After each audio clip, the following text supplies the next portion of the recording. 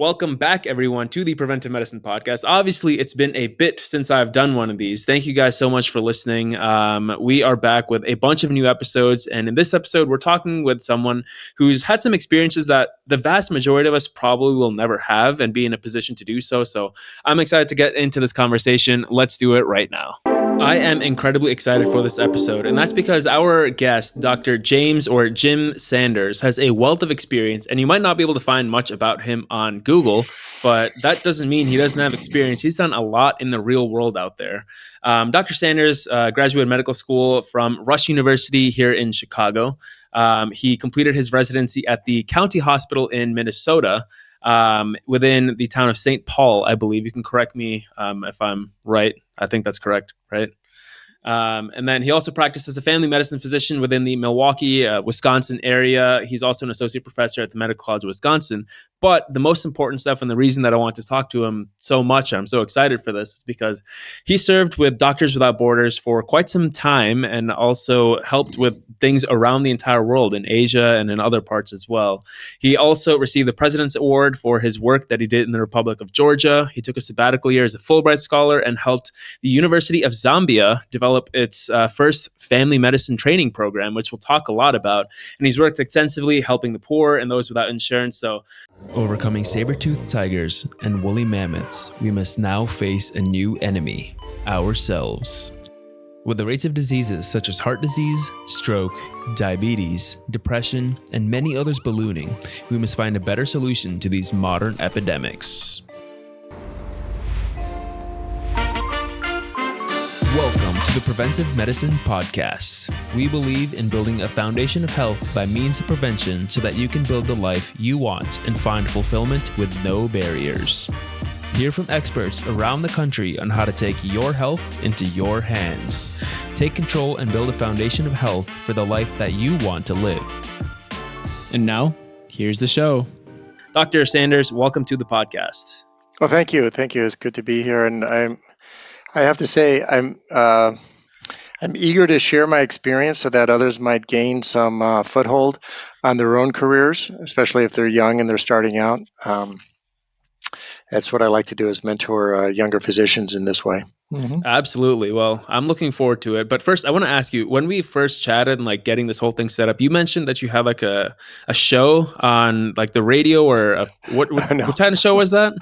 Well, when I was a resident, I had a cable show. It was a live community access call-in show, and I would host local physicians, people that were my attendings and whatnot, consultants on the various services I would rotate through.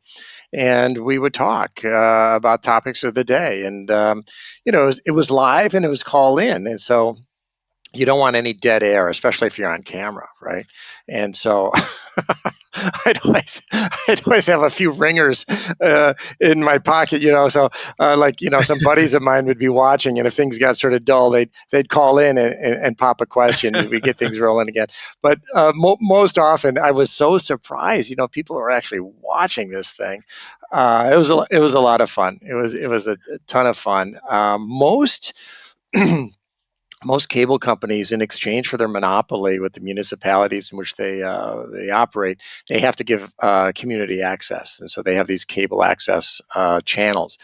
You wonder why anybody would watch this when you can watch, slick production from a major company, but people do, and so anybody can gain access to this. I think MATC here in Milwaukee has a training program for folks just to ramp up on some basic understanding of how to work it, and away you go. Yeah, it's sort of fun. Absolutely. Well, that sounds eerily familiar to kind of what I'm doing here with this new age kind of stuff. But one of the other things that we talked about when we were kind of chatting was that global health wasn't popular back then, and you have a lot of experience with it. Well, can you tell us a little about your early career? Popular? I mean, there wasn't even a word for it. No, really. I mean, back then it was actually called, if anything, it was called international health. Mm-hmm.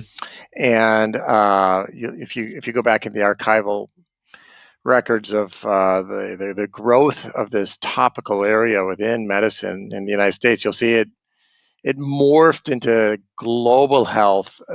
I'd say probably in around the late 1990s, early aughts, and then eventually it just sort of overwhelmingly shifted in that direction. And I think that's because when we say international, by definition, you're saying international from what? Like it's a very egocentric word. Yeah, International for where I am now. Global, on the other hand, means more of a we're all interconnected. It's what's happening there absolutely. is happening here, and so I agree with the shift, but largely nobody knows what it is. Nobody knows what global health is or international health. By definition, I guess it's anything that happens outside my immediate area. But can I do global health on a Native American reservation here in this country, or do I have to go to overseas? Can I, if I do a Native American reservation in Canada, does that count? But why not Nevada or New Yeah. Mexico? So I mean, it's just sort of crazy the way that we sort of try to define this thing. But Hmm. anyway, I started So getting into it. Um, yeah, as a medical student, I stumbled into it, and I got bit. Right, I got bit and sick with it, and so I just love it so much. It's sort of like yeah, in my bones now. Yeah, is there a reason that you fell in love with it so much? Because I know a lot of people going through medical school, they look for like the glam and like glamour these days, yeah. especially with like surgical Oh, you specialties, know what? especially at a time when it didn't Right. exist. Oh, yeah, yeah, What yeah. brought you to And it? that I see that all the time. When I was on full-time faculty at the medical college, these very enthusiastic, shiny M1s would come in, and they're all about global health. But yeah, they don't want to get their hands dirty. They Hmm. want to plug in, plug out, and when the rubber hits the road, they're nowhere to be seen, right?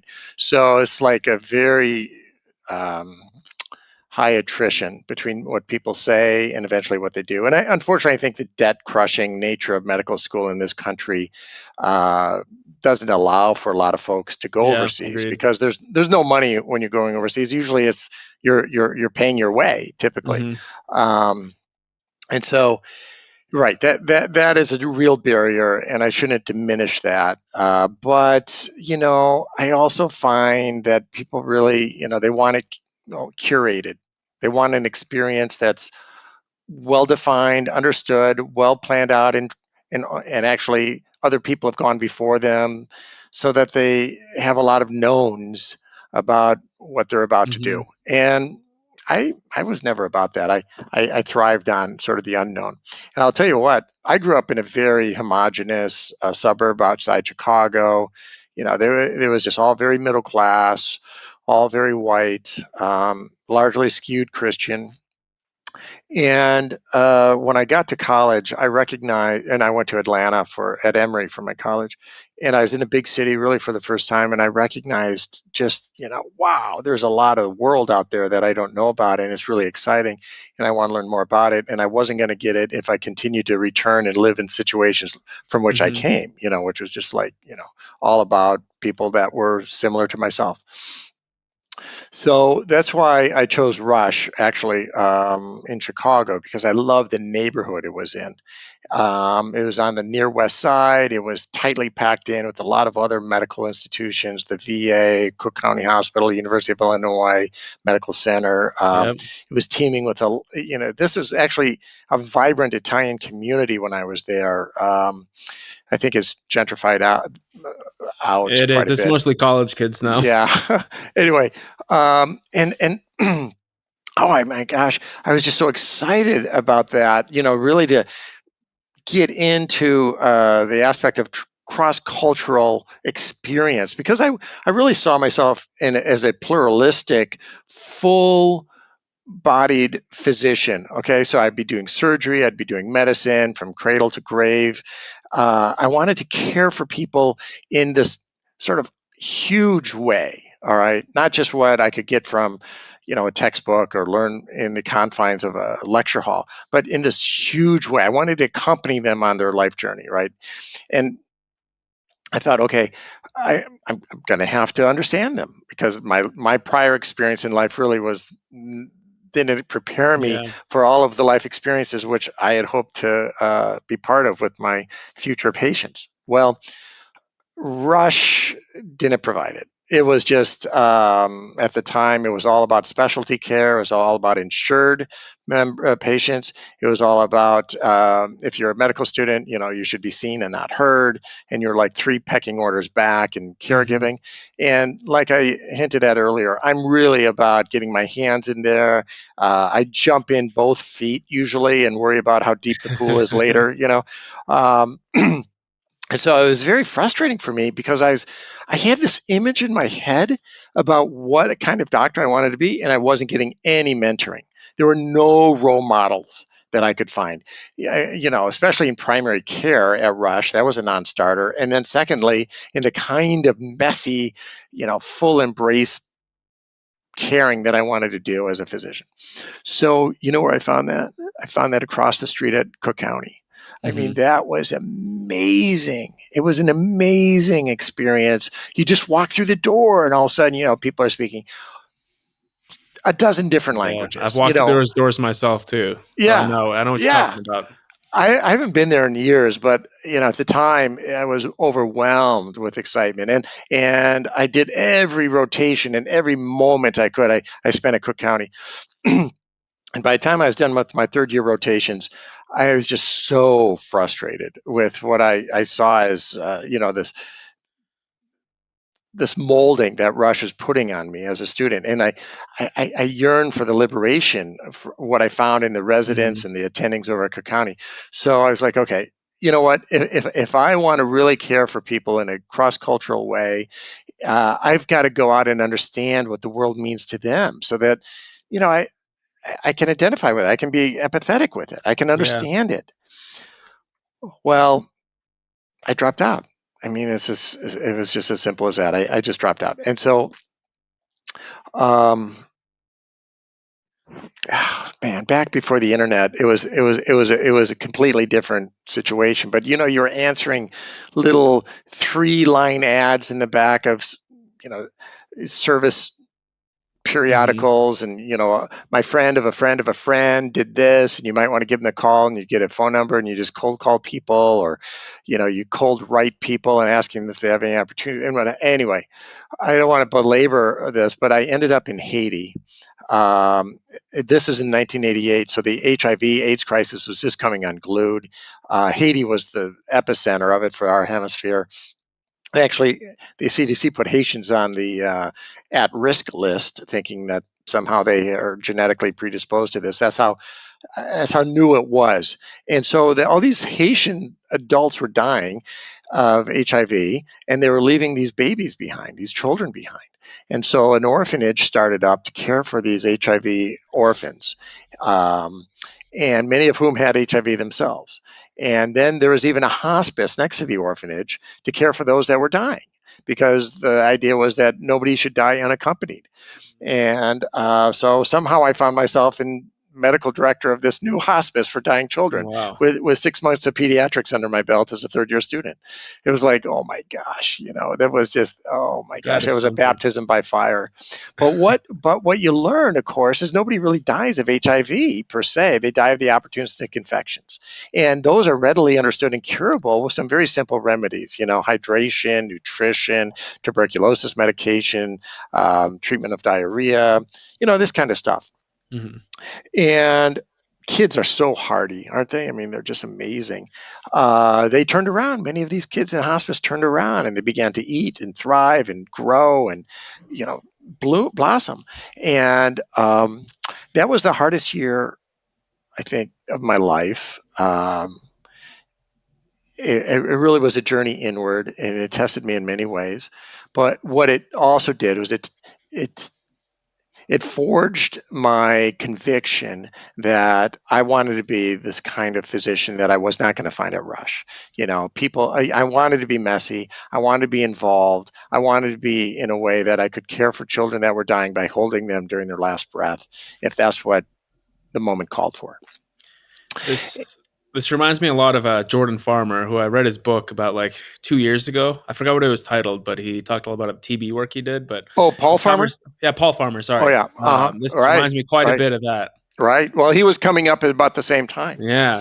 And so, although I certainly would never, please, never put myself in the same orbit as him, and I've never crossed paths with him. But yeah, he was one of my idols early on, and Uh-huh. has since been. So anyway, I returned to medical school.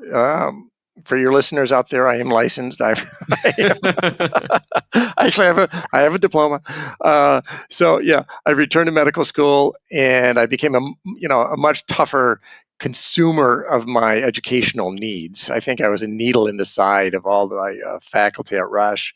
But I got what I needed out of there. And then I went up to the county hospital in St. Paul. And in the 1980s, or the late 80s, there was this huge wave of Southeast Asian immigrants, Vietnamese and Laotian, Cambodian peoples to the United States. These because they were closing down the camps from the Vietnam War, Hmm. and many of them, the Hmong in particular, came to Minnesota, and a lot of those settled around St. Paul. And so I thought to myself, okay, I got now I'm going up to St. Paul. I'm going to have to find out what these Hmong people are all about. So before I started, I went to Thailand and I worked in the refugee camp that was still open, and I got to know firsthand, the lives and where these folks are coming from, what their culture was, what their native habits, and they're sort of like their background was, so that I could care for them in a more engaging way back in St. Paul. And that was wonderful experience. And that's for the first time I came in contact with Medicine Sans Frontier, Doctors Without Borders. Oh my gosh! And those guys were just, oh, they were cool. They were cool. And so I thought to myself, okay, I'm going to keep them in my back pocket. I like what I'm seeing here. And so anyway, I returned for residency, and I don't know anybody out there, but if they're not grinded down to dust by the end of their internship, it probably wasn't a good internship. And mine certainly ground me down, and I was burned out. And by the halfway through my second year, I'm like, you know what? I need to drink from the well again. I need to get back overseas, and refill my cup. And so I dropped out of residency. But back then, you could only take a certain amount. ACGME said, okay, well, you can take a gap of like 3 months. Anything more, you have to go Hmm. back to the beginning. And I was not going to repeat my internship. So I dropped out for 3 months and went to Kenya, where I was a medical director of a clinic in a squatters settlement outside of Nairobi. And that is fascinating for one reason, because it really shone the light on what an idiot I am. All right. And you go into these situations, you still think, oh my God, I am such a savior, right? I'm a trained US physician. I am a God on earth.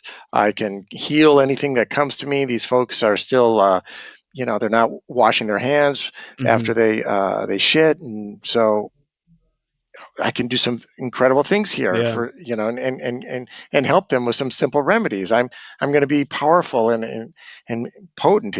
Well, oh my God, it was such a joke to go in with such a hubris. And I hope anybody listening can maybe recognize a little of that in how many of us engage developing situations. We go in thinking we have all the answers. Well, I certainly did at that point. Hmm.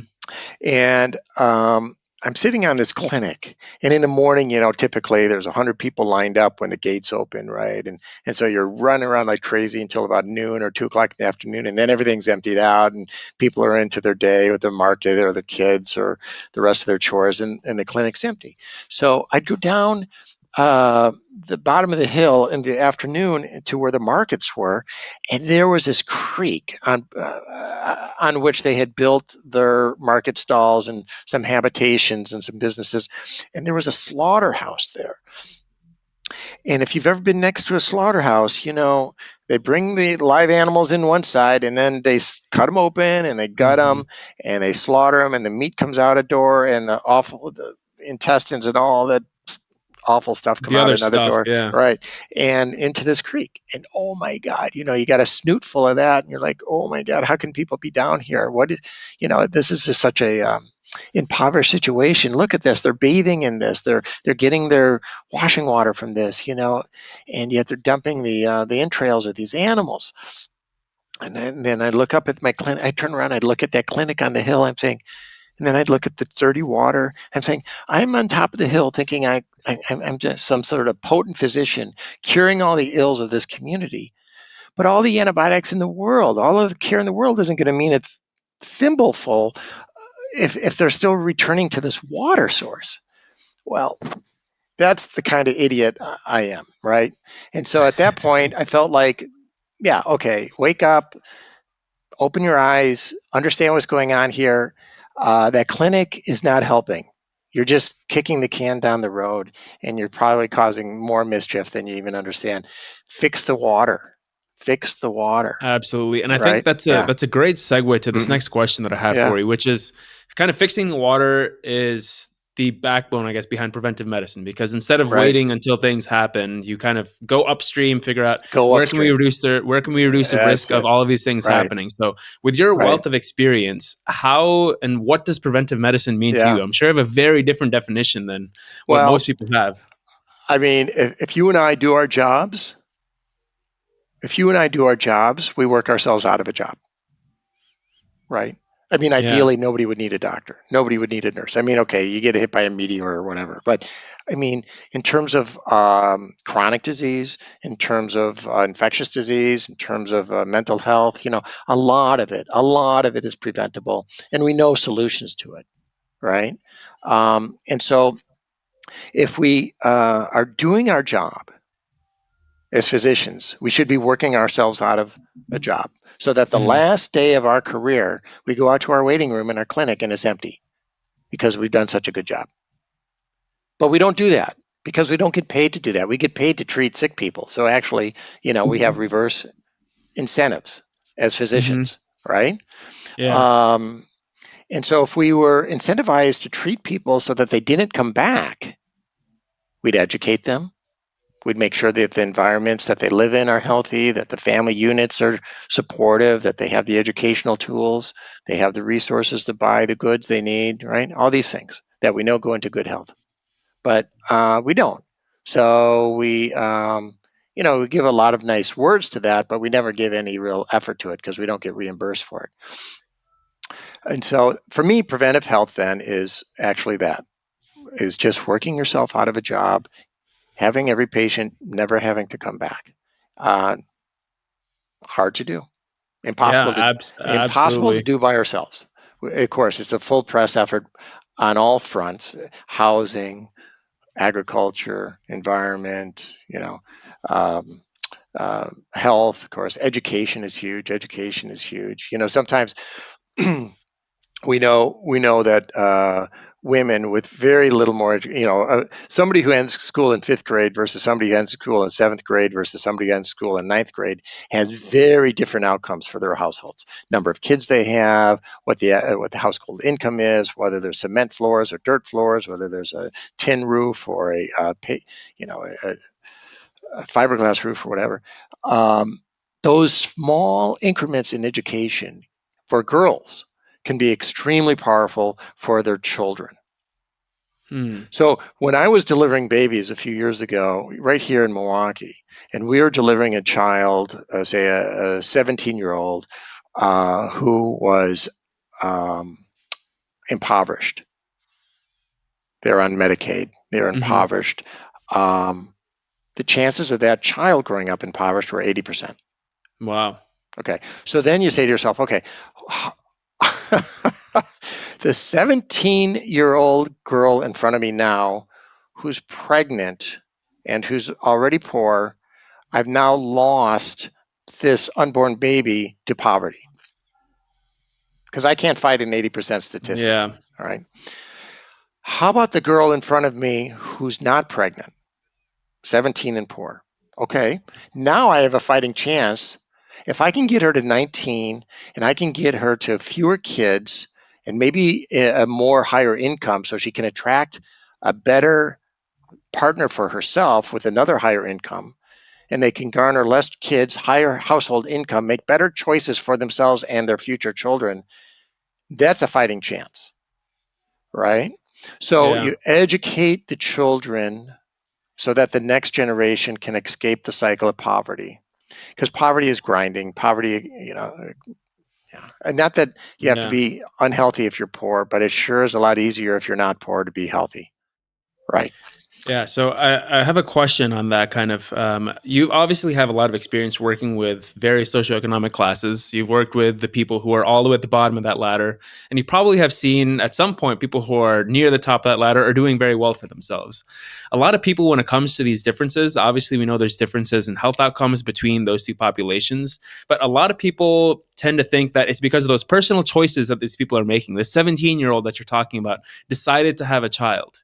Can you blame them for this? Is just kind of the system? Is that the case? Is it personal choice, or does it come down to something else? Yeah, well, it's a good question. Of course, there's no no right answer, but um, our I I know don't it's want to a, it's get a pretty tough question. I don't want to get too philosophical here, but you know, do we really have free will? Right? I mean, Oh that's man, a, you weren't kidding when you said philosophical. I mean, when I say I'm going to have a choice, some people say, well, that choice is already predestined, right? Hmm. It's a fallacy to think I'm exercising free will because that choice is already foretold, and I'm just sort of consciously giving birth to something which is already in the mix. Hmm. Or my worldview is such that I don't even consider certain choices because they're just not within my experience versus other choices, which are. Or the fact that, you, me, people listening to this probably were born into this idea that, well, of course I'm going to college. I mean, who doesn't? Look Hmm. around. Everybody I know is going to college. I'm on this like college wave and I'm riding it to the beach. Um, so to make decisions counter to college as a child is antithetical to everything I know. And that doesn't even enter your head. So I don't know when people talk about making choices. Is it really a conscious thing? It's like, oh yeah, I'm gonna thumb my nose at the man. I'm gonna have a kid when I'm 16 and show them. No, I don't think so. I think it's much more complicated than that. Much more complicated, and we know that. That's why these mentoring programs for inner city youth or poor youth to try to give them a broader view as to what the possibilities are, so that they can make choices that otherwise wouldn't occur to them, perhaps, or see themselves in different ways, which they hadn't been able to. Um, We're going to transition this a little bit, going towards the care within the United States. We talked a lot about already what you saw within county hospitals, within all these refugee populations and whatnot. We're going to take it to some of your experiences abroad, but still kind of relay it. We talked about preventive medicine right now, kind of in the United States, from kind of the more higher end perspective, from those with higher socioeconomic class and also lower. But typically in the higher end, as far as like what we're born into, as you were talking about, we think of it as like exercise, eating right, all of those kinds of things, getting a mental health provider, sleeping well. We talk about it like that. But on a country that's on a lower socioeconomic class in general, like let's say the Republic of Georgia, which you had experience with, what does preventive medicine look like there? Can you even practice preventive medicine there? What's the contrast? Oh, that was extremely interesting. When the Soviet Union pulled out the Republic of Georgia, or I should say, when the Republic of Georgia broke away Yeah. after the Cold War ended and the satellite states of the Soviet Union dissolved. Um, well, they so much of their healthcare had been subsidized from Moscow, and so that stopped overnight, quite literally. Hmm. And so all of a sudden now, people that had enjoyed a pretty decent framework of a health system had none. And the doctors all of a sudden didn't have patients. They didn't have a payment scheme. Um, the facilities in which they worked no longer were being resourced or supported. The technicians, the ancillary staff, the cleaning folks, nobody was showing up, and this and that. There was no medics. And so what happened was it was a free for all. There was a looting going on. Hmm. Physicians recognized that they had to start private practice if they're going to start. So they started taking all this stuff like ultrasound machines and EKGs and IV poles and sheets and all kinds of stuff. And so now all of a sudden these facilities were bereft of resources, and those were all now sequestered away in these private places. people that had been in factories that were used to, be sort of like in these transnational business arrangements between Russia and Georgia and other places, were no longer in a job. And so they were now home out of work. And the doctors were charging money for, they're all in the private clinics. And so people couldn't access them. They'd go to the free facilities, the so called state facilities that they always went to, but those were empty of personnel or quality people who knew what they were doing, and there was certainly no equipment there and no Hmm. meds. I mean, it was just crazy. Well, into that walks, of course, the fact that the Georgians have a diet that's heavy in salt. There's a lot of meat, there's a lot of pickled foods, and they've got high blood pressure things out, stratospheric prevalence of hypertension. So you take away access, take away their meds, and all of a sudden now you uncap all these heart attacks and strokes of Yeah. these middle-aged, later middle-aged workers. And now you take them out of any workforce and you make them um, disabled, and the state has to now start paying out to care for them as opposed to enjoying the taxes they were paying in, and the system is just in a negative spiral downward. Yeah. It Yeah, sounds terrible. right. So they asked us to come in, and me and a group of physicians from Milwaukee, and design a program around nurses caring for hypertension, and by proxy, then other chronic diseases. And we instituted a protocol based on hydrochlorothiazide, lisinopril, and I think at the time it was atenolol, but then switched to metoprolol. It was a step program based on their blood pressure reading and whatnot. And we, for $8 a year, we got people to goal. Wow. Okay. So it was a big success. And then we built a family medicine training program through that experience of nurse led, community based primary care and chronic disease. And we started retraining, like, a neuroradiologist in the Republic of Georgia post independence didn't have a customer base or a patient base. I mean, nobody could afford them. There was no CAT scanners or people, or Hmm. ways in which this person could function. They were driving taxis. So it's like, okay, come on back in, train as a family doctor, and then, go back to work for a career that you have always wanted to be, a physician Hmm. caring for people. So we did that, and that was very interesting. And so I come back to Milwaukee, and I'm in my clinic here treating all this. Oh no, I was that's right. I was running a free clinic in Milwaukee at the time, the one associated with the medical college, the Saturday free clinic. And we were treating all this chronic disease, and folks would come in after they ran out of their meds. Their chronic disease was uncapped, uncontrolled. We'd bring them in.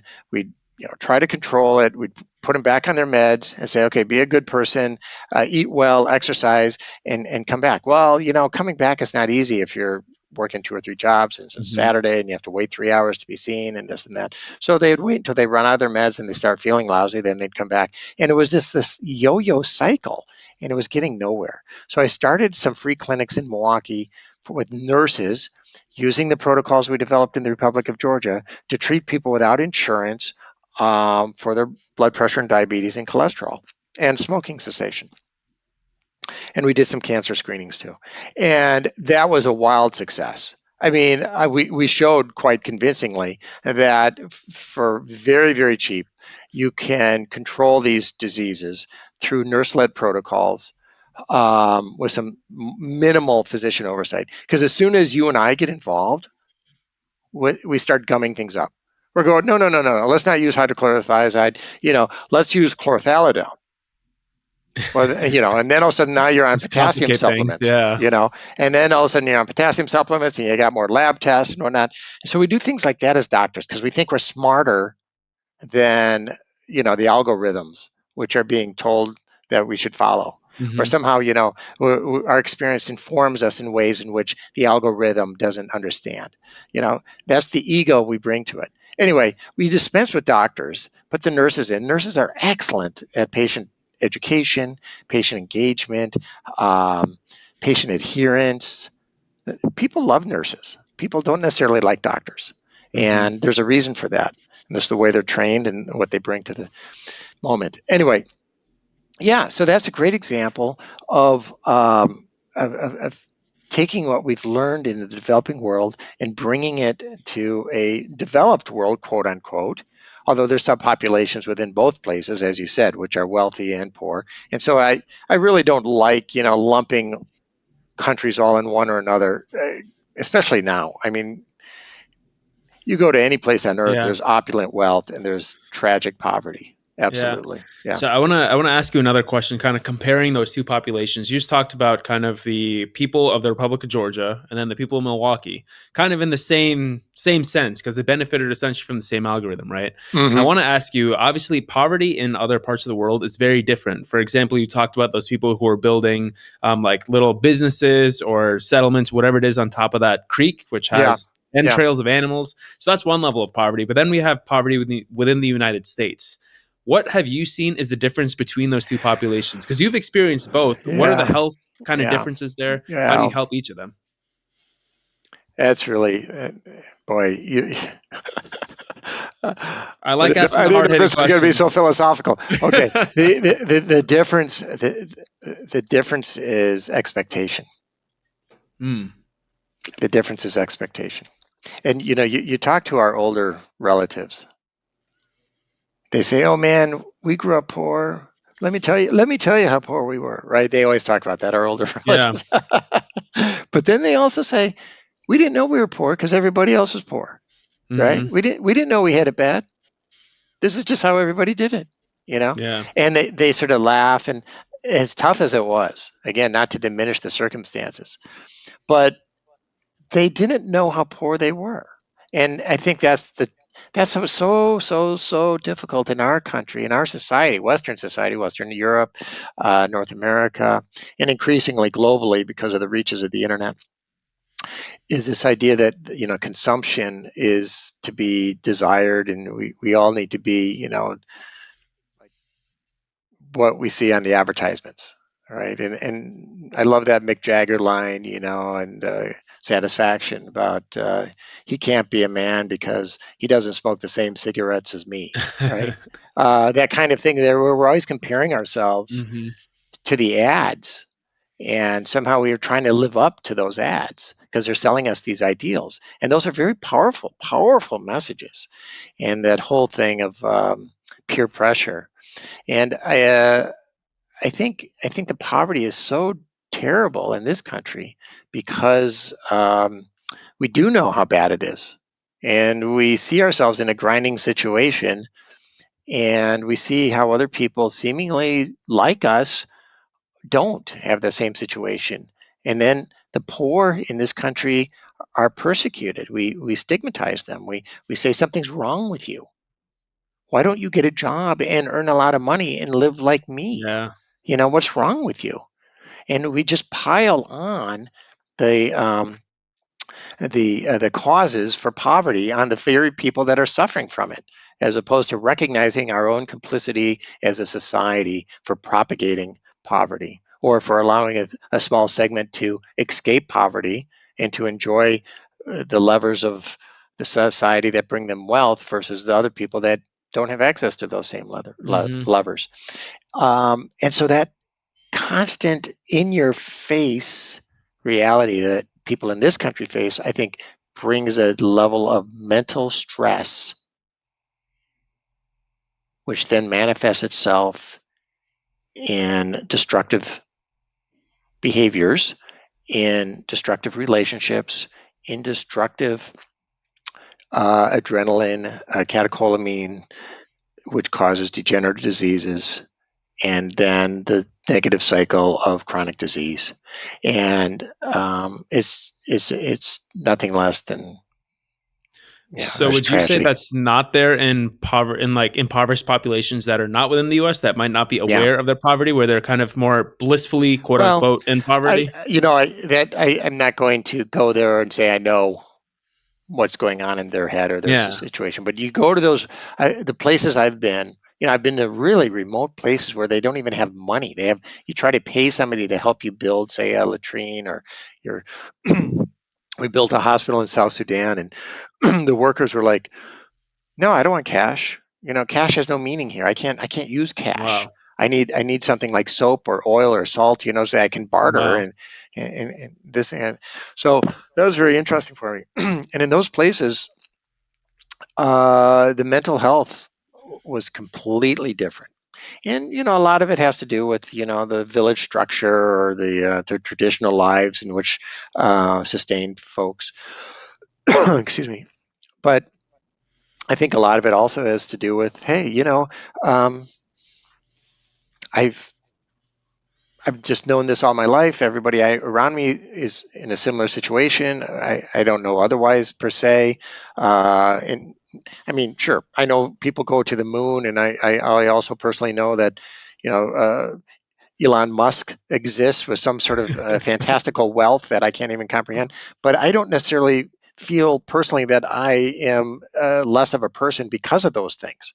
And I think it's the same way when I go to those far-flung places and engage, folks that are in grinding poverty.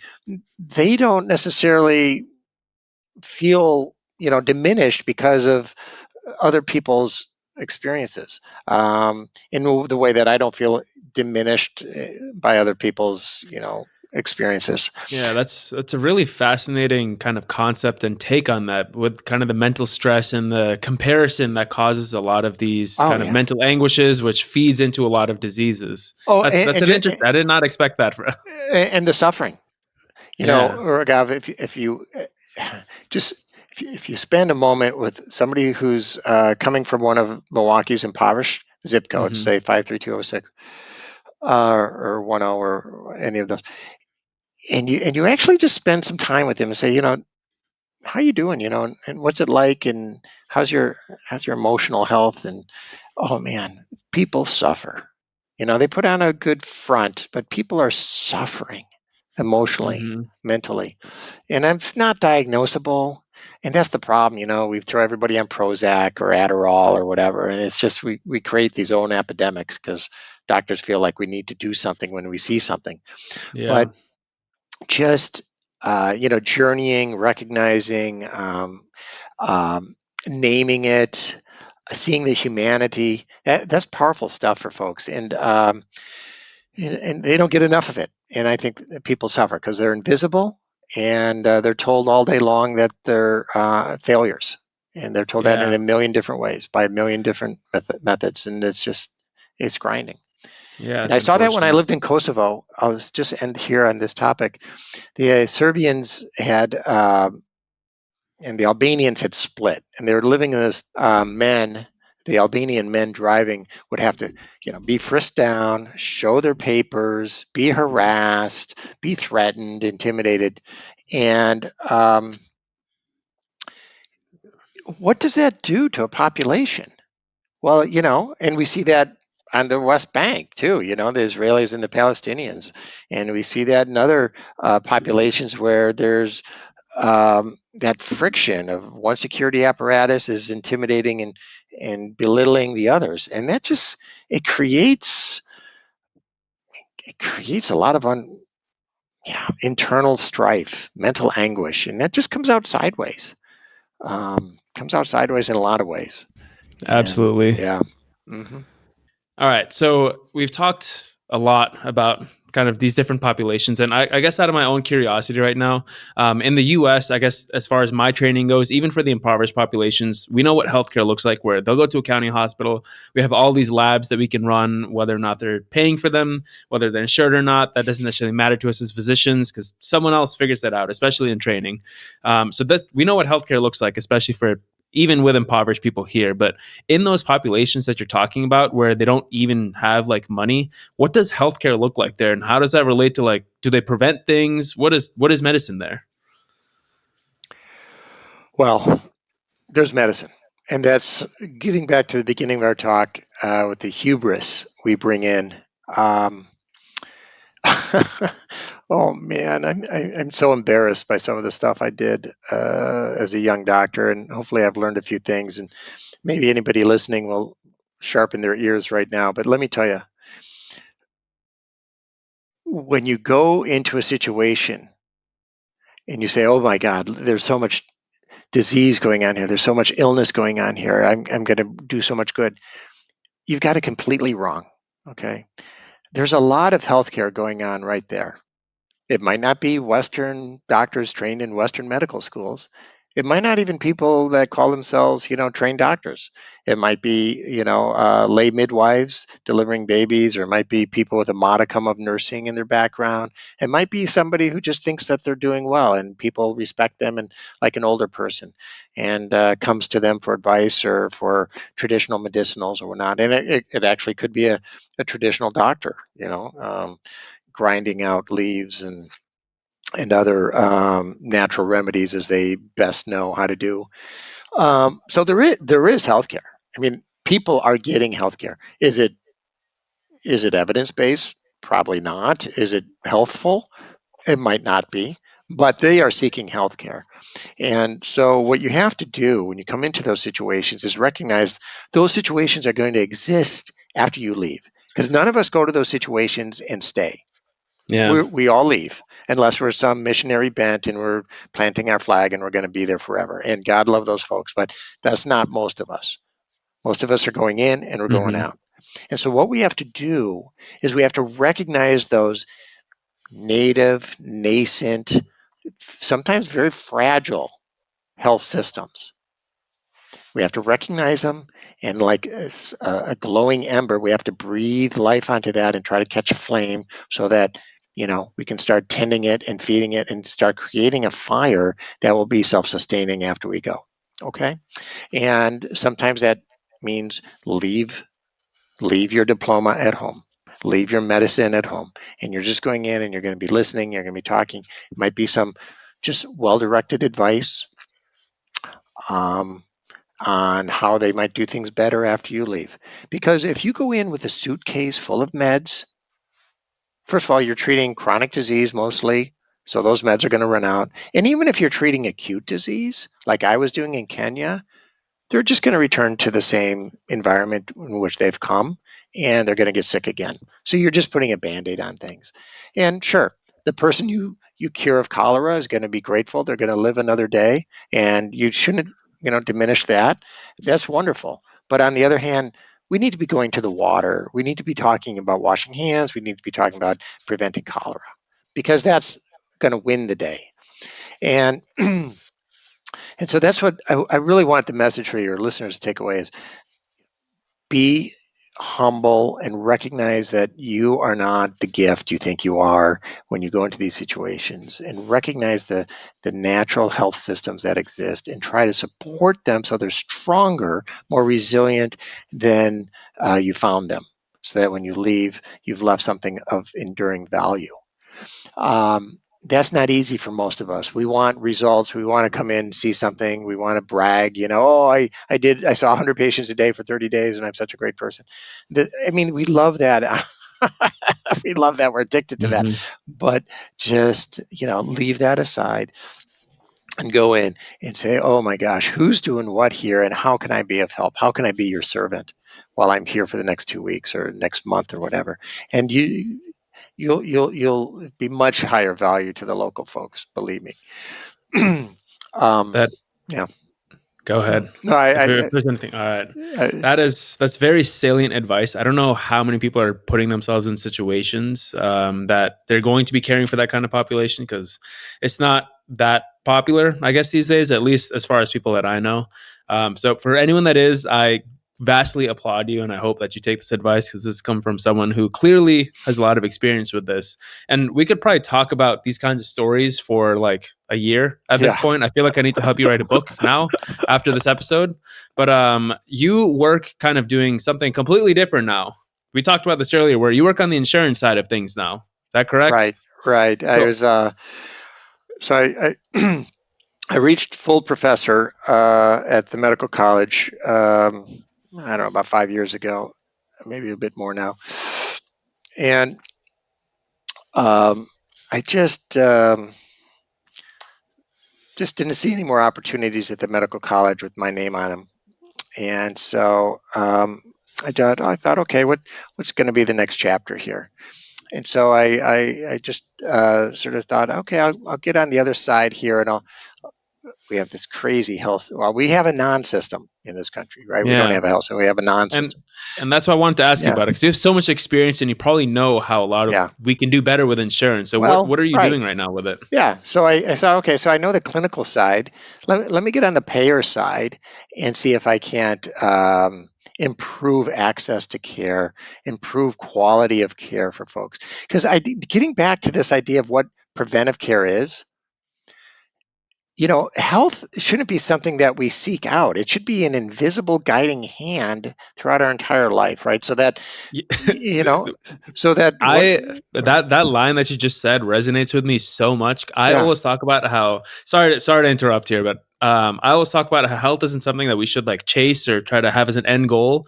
We use that health as a backbone to build the rest of our lives off of, which is right. exactly what you just said. I love the way you Yeah. said that. Thank you. Yeah, right. So when we engage with just going about our life, we should have quality health inputs, whether we recognize them or not. And so much of what we do in medical medicine is inefficient and not very high quality, and sometimes that's measured by how many catheter-related infections we get in the hospital, or how many folks with health disparities, the difference between cancer screening rates between different populations in this country and stuff like that. But um, in the end, a lot of that isn't driven by any consumer per se. That's the system, or the non-system. And so I thought to myself, okay, I'm moving further and further upstream in my career towards these ideas of systems of care. And we didn't talk about me starting a training program in Zambia and helping ignite one in northern Wisconsin, but Which we're gonna need another podcast for that, yeah, because there's probably a ton more stories right there. but systems of care, right? How we build systems to deliver this invisible guiding hand of health to folks. And so I thought, okay, I'll get on the insurance side, the payer side, because that drives so much of the agenda, is where the money is, right? Absolutely. And so if I could get on that side and bend the trend a bit more towards quality. And I mean, when Obamacare came out, we were all so excited about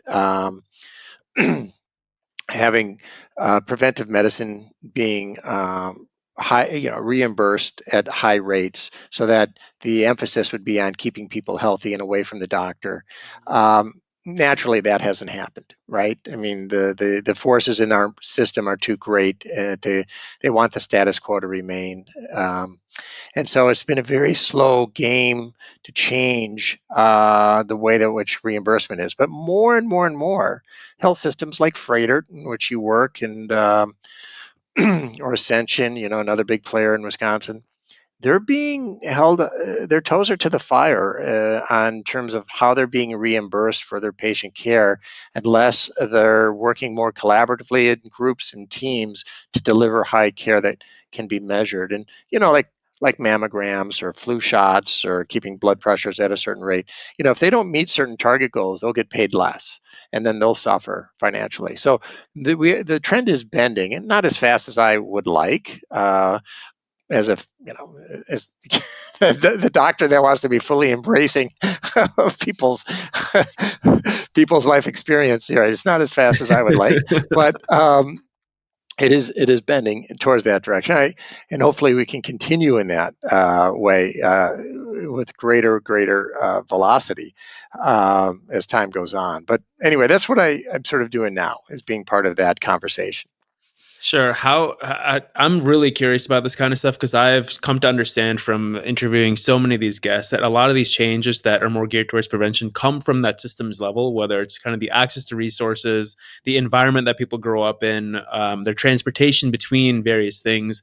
I realized that a lot of that is due to systems. So, kind of from your perspective now, being kind of a player within this game, does a lot of this come from like lobbying and like the governmental policy type stuff, or can this happen within healthcare insurance companies?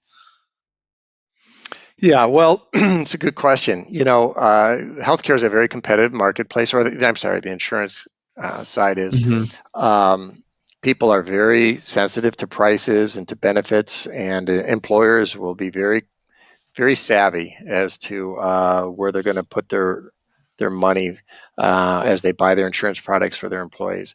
And so, right, if you can find that magic formula between how many benefits you offer on your insurance plan versus how much risk you're taking um, at the premium you're setting, you'll be very popular.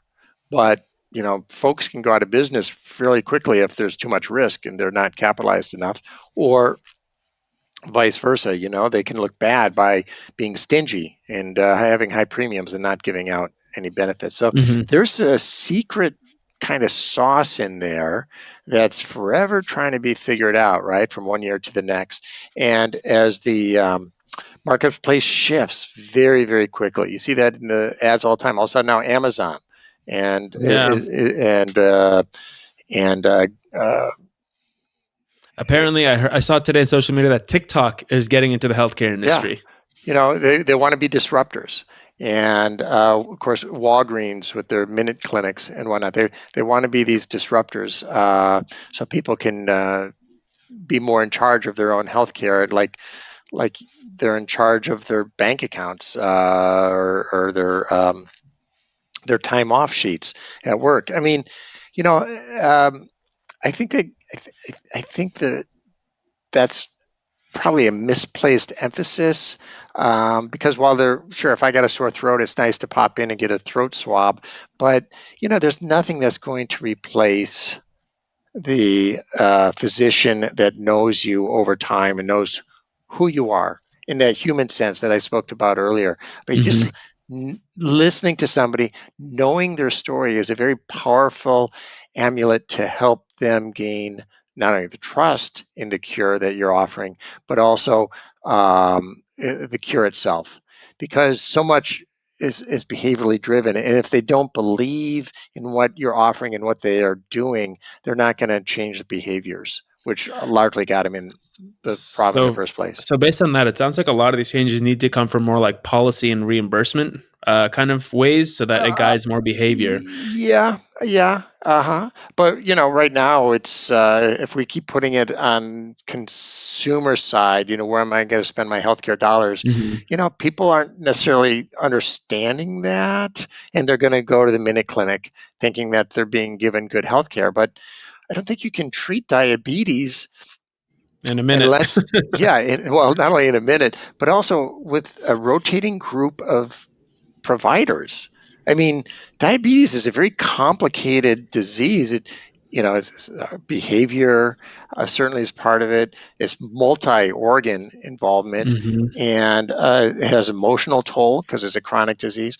And so you need somebody to help, travel with you on that, so that you can start turning your diabetic behavior into more healthy ways as best you can with the resources and situations you have in Hmm. your life. And you need somebody who can help you understand the best ways to do that. And you're not going to get that by a rotating cast of characters in a mini clinic or on a flat screen Yeah, face to absolutely. face. Absolutely.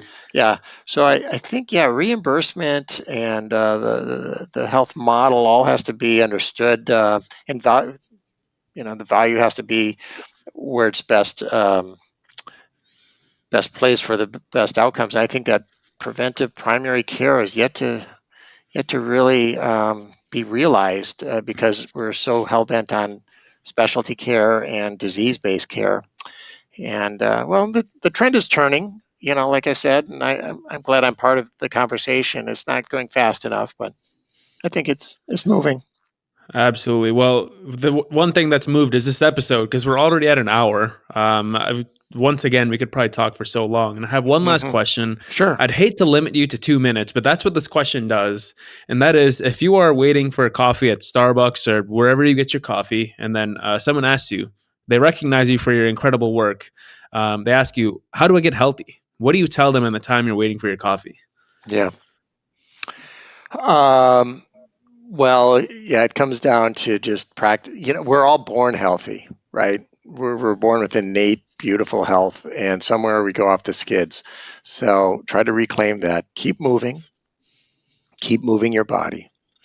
You are what you eat. Your mother told you that, and there is such truth in that.